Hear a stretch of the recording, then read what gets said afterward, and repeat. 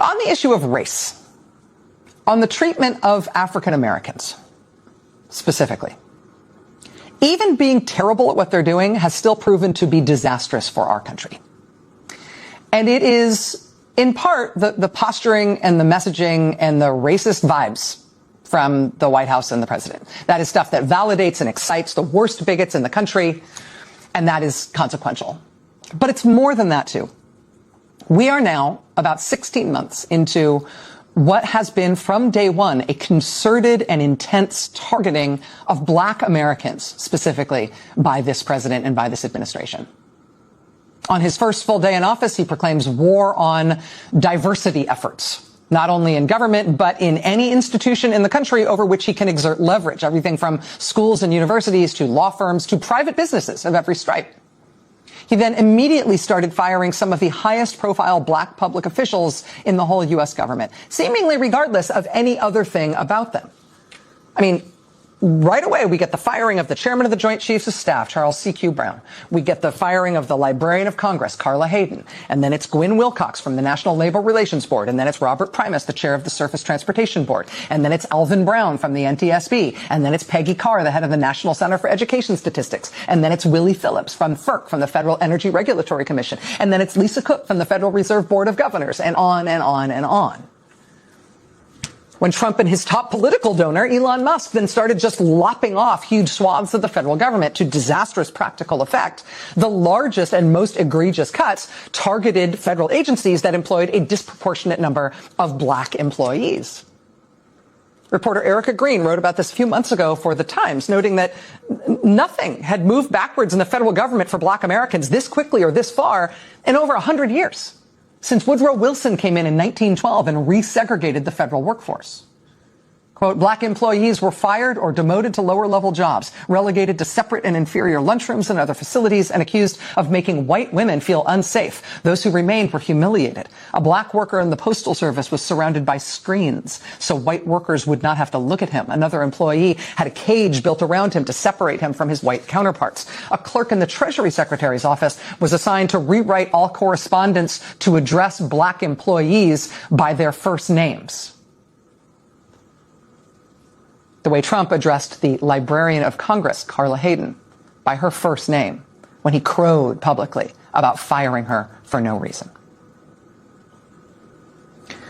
In the year of our Lord, 2025, and now 2026, this president and this administration is not just inheriting that history from the Wilson administration, it's furthering it in its own ways. Since 1965, there has been an executive order in effect. It was signed by Lyndon Johnson, 1965. Since 1965, all federal contractors have been banned by executive order from discriminating on the basis of race, color, religion, sex, sexual orientation, gender identity, or national origin. Donald Trump rescinded that 1965 rule on his first full day in office. Less than a month later, Trump announced another rule change. They rescinded Clause 52.222-21 of the Federal Acquisition Regulation, which doesn't sound like much, but I'll tell you what the title of that is. It's Prohibition of Segregated Facilities. That's what Trump rescinded less than 1 month into being back in the White House. That section reads, quote, the contractor agrees that it does not and will not maintain or provide for its employees any segregated facilities at any of its establishments, and that it does not and will not permit its employees to perform their services at any location under its control where segregated facilities are maintained. That anti-segregation clause has been in government contracts for decades. Donald Trump overtly reached out to rescind it, which means, bluntly, that the federal government no longer explicitly prohibits contractors from having segregated restaurants, waiting rooms, and drinking fountains. Make America great again, right?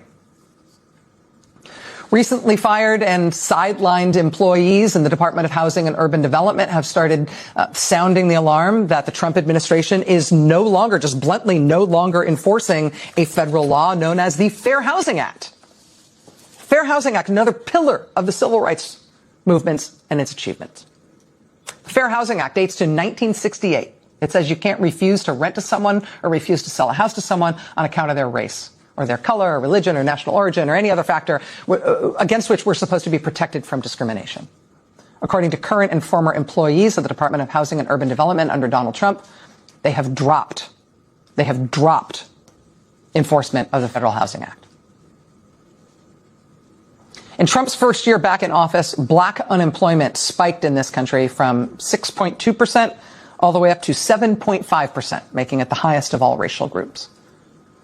Under Joe Biden, black unemployment had been at a record low of 4.8%, spiking now under Donald Trump.